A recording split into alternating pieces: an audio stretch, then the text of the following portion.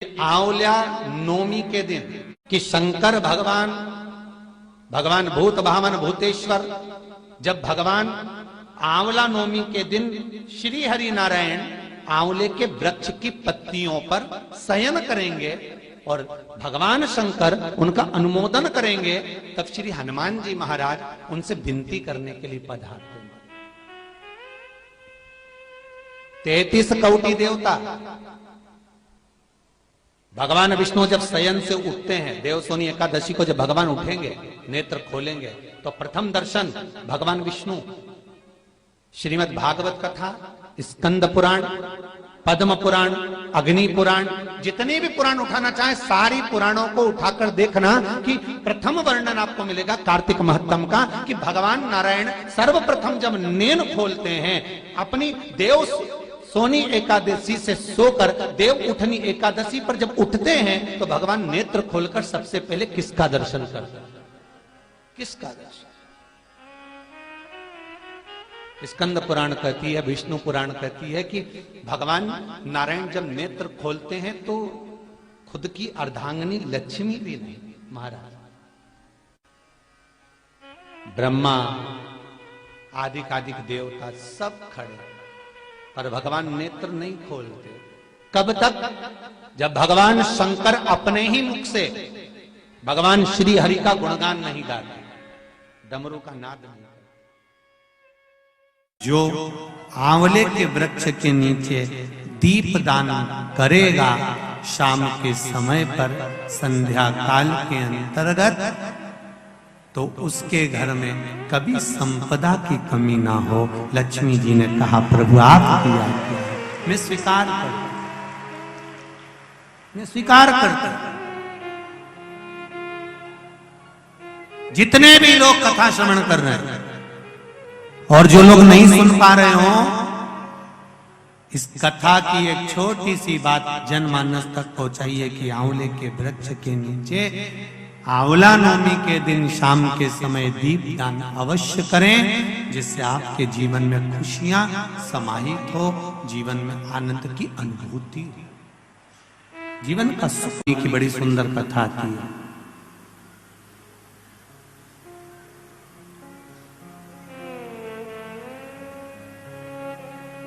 जिसको अक्षय नवमी भी कहते हैं। कब है? जम के बोलो जरा। कल। आज गोपाष्टमी है, कल आंवला नवमी है, और आप सबसे निवेदन करूंगा कि आंवला नवमी के दिन शाम के समय पर आंवले के वृक्ष के नीचे घी का दिया लगाकर कनक धारा स्तोत्र का पाठ अवश्य करें। नहीं आता हो तो मोबाइल पे उसको सुने, पर एक बार आंवला नवमी के दिन आंवले के वृक्ष के नीचे कनक धारा स्तोत्र का पाठ चाहे संस्कृत में चाहे हिंदी में करना चाहिए। उससे साल भर लक्ष्मी की कमी नहीं आती और आनंद का अनुभव करो। अपनी मेहनत, अपना परिश्रम, अपना संघर्ष और शंकर पर करा विश्वास तुम्हें तुम्हारी मंजिल तक लेकर जरूर जाएगा, जरूर। महाराज कोई भी रिजल्ट ये तय नहीं करता कि तुम्हारा आने वाला भविष्य कैसा होगा, फ्यूचर कैसा होगा। कोई भी रिजल्ट ये तय नहीं करता कि आने वाला तुम्हारा फ्यूचर कैसा होगा, तुम्हारा आने वाला भविष्य कैसा होगा, तुम्हारा आने वाला समय कैसा होगा। डिग्री से फ्यूचर का निर्माण नहीं होता। एमबीए करे हुए, बीबीए करे हुए, इंजीनियरिंग करे हुए, बीएससी करे हुए, एमएससी करे हुए, बड़े बड़े डिग्रियां धारण करे हुए भी आज रोडों पर घूम रहे हैं। बोलो सही है कि गलत है? अपने मोहल्ले में जाकर देखना, इंजीनियरिंग करे हुए, बीबीए करे हुए, एमबीए करे हुए, बीएससी करे हुए, एमएससी करे हुए, ये करे हुए, वो करे हुए, इसका डिप्लोमा, उसका डिप्लोमा, इसकी डिग्री, उसकी डिग्री। डिग्री रिजल्ट तुम्हारे फ्यूचर को निश्चित नहीं कर सकता। तुम्हारे फ्यूचर को, तुम्हारे आने वाले भविष्य को कोई डिग्री निश्चित नहीं करेगी। केवल तुम्हारा विश्वास और तुम्हारी मेहनत अच्छी अच्छी डिग्री को सामने लाकर रख देते हैं। तुम्हारे भविष्य को, तुम्हारे फ्यूचर को निश्चित कर सकता है तुम्हारा किया गया मेहनत, तुम्हारा किया गया विश्वास, तुम्हारा किया गया परिश्रम। हमने देखा है, हमने अपनी जिंदगी में बहुत कुछ देखा, तो उसमें हमने एक और चीज देखी है। हमने देखा कि किसी हमारे इंदौर में ही एक बहुत बड़े सेठ थे, बहुत से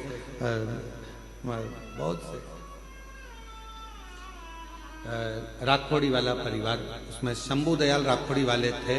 अब तो वो नहीं है मृत्युलोक में। तो हमने उनको देखा, हमने एक बार उनसे पूछ लिया, क्यों बाबूजी कहाँ तक पढ़ाई करे हो? बाबूजी बोले 5वीं तक। हमने कहा 5वीं तक? हाँ।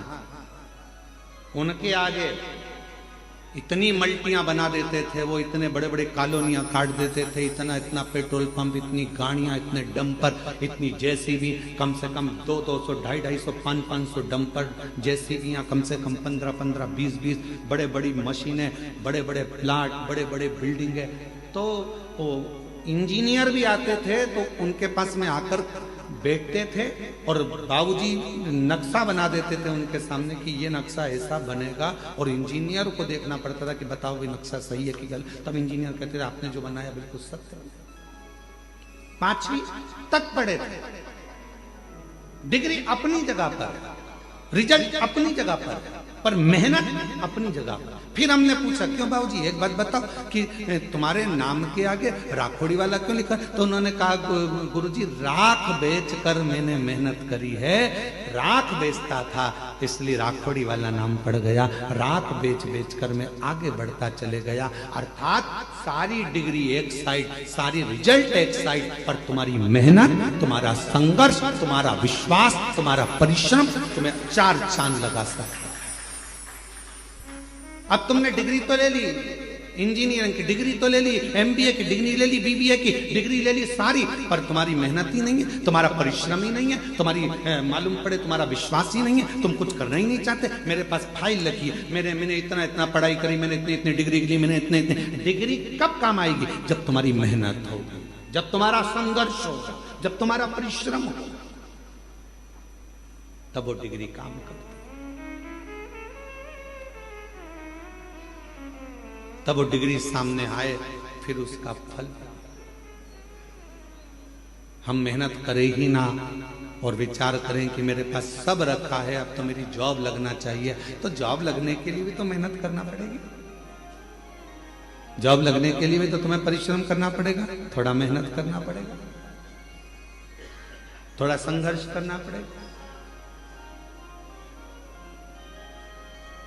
और मैंने तेरे ही भरोसे बाबा, तेरे ही भरोसे हवा बिच उड़ती जवानी, बाबा डोर हाथों छड़ी कटी जवानी, भोले मैं तेरी शंभो मैं तेरी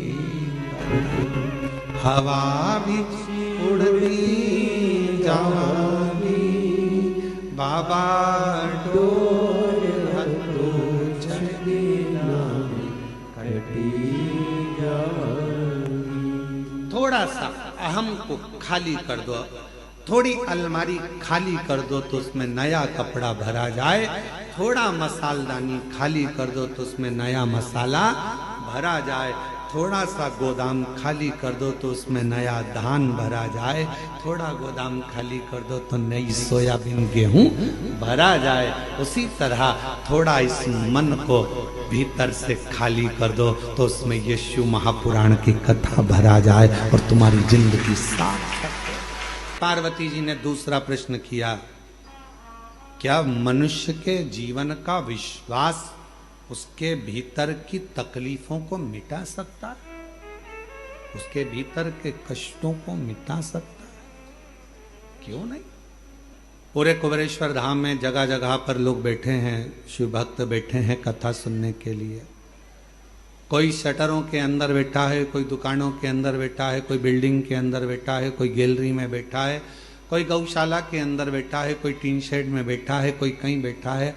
आप भी हॉल के अंदर बैठे हो, कोई पन्नी कोई छाता लगा कर बैठा है, और बाकी के सभी शिव भक्त ऑनलाइन अपने अपने घरों में कथा श्रवण कर रहे हैं।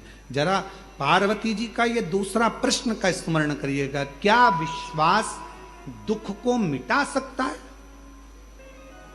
क्या विश्वास तकलीफ को समाप्त कर सकता है? क्या विश्वास कष्ट को दूर कर सकता है? शिव जी कहते हैं पार्वती, विश्वास होता ही तब है जब उसका दुख समाप्त होना हो। जिसका दुख समाप्त नहीं होना है, कई लोग आते हैं कैंसर के मरीज हैं, कोई कहता है कि हमारी किडनी खराब हो गई, कोई कहे हमारा लीवर खराब हो गया, कोई न कहा ऐसा हो गया, कोई न कहा वैसा हो गया। कई लोग मिलते हैं, हम जब निकलते हैं तो कई मिल जाते हैं, ऐसा हो गया ऐसा हो गया। हमने सुना है यहाँ पर आने पर लोगों का दुख कट जाता है कुबेरेश्वर धाम पर। हम उनसे कहते हैं कि तुम कहाँ से आई हो? तो कहा माँ से आई। अच्छा, किसके कहने पे आई? तो कहा उन्होंने कहा था ऐसा तो हम आए। तो हमने कहा उनके वचन पर तुम्हें भरोसा नहीं है क्या? तो कहे है, तभी तो हम यहाँ आए। तो हमने कहा जब उनके वचन पर भरोसा है कि कंकर शंकर की शिला पर जाऊंगी, कंकर शंकर की भूमि पर जाऊंगी, 5 कंकर बीनूंगी, बैठूंगी, पूजन करूंगी, 1 कंकर लेकर अपने घर जाऊंगी, विश्वास के साथ जाऊंगी, दुख मिटेगा। 108 बार श्री शिवाय नमस्तुभ्यम का जप करूंगी, मेरा बाबा मेरी झोली भरेगा। अगर उसके वचन पर तूने विश्वास कर लिया तो निश्चित है कि तेरा दुख तो अपने आप कटना प्रारंभ हो जाएगा। विश्वास जब बढ़ता है तभी तो दुख कटता है। विश्वास भगवान कब देगा? जब तुम्हारा दुख काटना होगा। दुख काटना ही नहीं होगा तो विश्वास देगा भी? मानो तुम्हें गंगा ना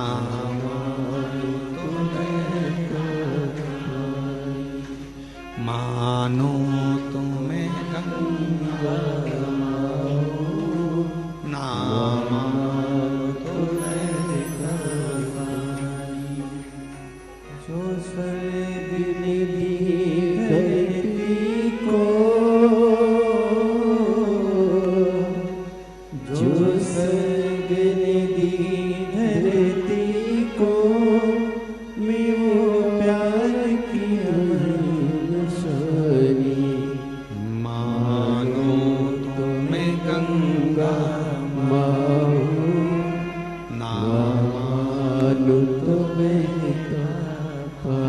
विश्वास है तो शिव है, विश्वास है तो हमारे दुख भी कटेंगे। पार्वती जी कह रही हैं क्या विश्वास दुख को मिटा सकता है? विश्वास शिव कह रहे हैं तब आता, क्योंकि विश्वास कौन? रामायण किस किसने पढ़ी? रामचरितमानस, हाथ उठाओ जरा। जिसने रामायण पढ़ी है हाथ उठाओ। सबने पढ़ी है। रामायण में लिखा है शंकर विश्वास रूपिणो। विश्वास कौन? शिव विश्वास। भगवान शंकर का एक नाम विश्वास है। विश्वास, जिस भरोसे के साथ, जिस विश्वास के साथ आप देव अधिदेव महादेव से प्रार्थना करते हो, विनय करते हो, निवेदन करते हो, बाबा उसको स्वीकार करता है, सुनता है। चंद्रदेव पूछ रहे हैं कि शिव सुनेगा कैसे? शंकर जी को कहने